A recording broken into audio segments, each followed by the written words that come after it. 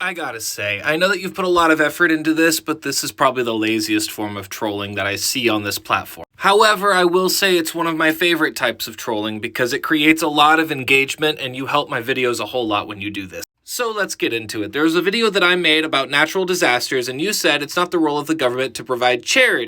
By charity, you meant provide relief for natural disasters, which is not the same thing. Now, you've had a bunch of comments here saying that you've asked people for sources and they weren't able to give you one. Even though very clearly I made a video giving you some sources. But even with my video, you continued asking people for sources. And even this person, who literally quoted the Constitution, I guess that wasn't a good enough source for you. So anyway, in my video, I quoted the Stafford Act, and I showed you how that requires the federal government to help state and local governments with disaster relief. We also talked about the Disaster Relief Act of 1974. And here, just in case you are talking about the requirement for governments to help out in the case of economic disasters, may I suggest looking up the New Deal, which happened in 1932.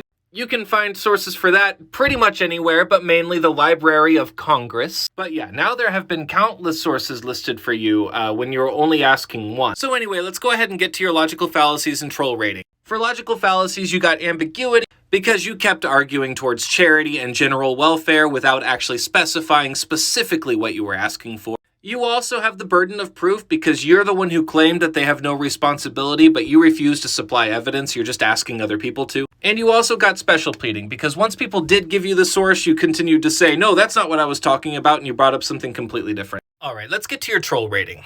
For accuracy, you got enough. You only made one statement and it was false. You also supplied no evidence for the claim yourself. For creativity, you got enough there too, sorry. Sea lining is probably the laziest form of trolling I've ever seen. For entertainment, you also got an F here too. Since you supplied no evidence for your claim, my followers and I had to do all the work. It just wasn't as fun as it would have been if you would have sourced somewhere very silly that we had to go and disprove. So here's my feedback for you. While I thank you for the interaction with my videos, which certainly helped them in the algorithm, the sea lioning wasn't necessary at all. In the future, if you're going to make a false claim, you could supply your own evidence. That way you're actively participating in the conversation, and my followers and I don't have to do all the work for you. I do feel like this could be considered relationship advice as well. So if you approach relationships in the same way that you approach trolling, which it seems like you might want to use this feedback potentially in more intimate areas of your life.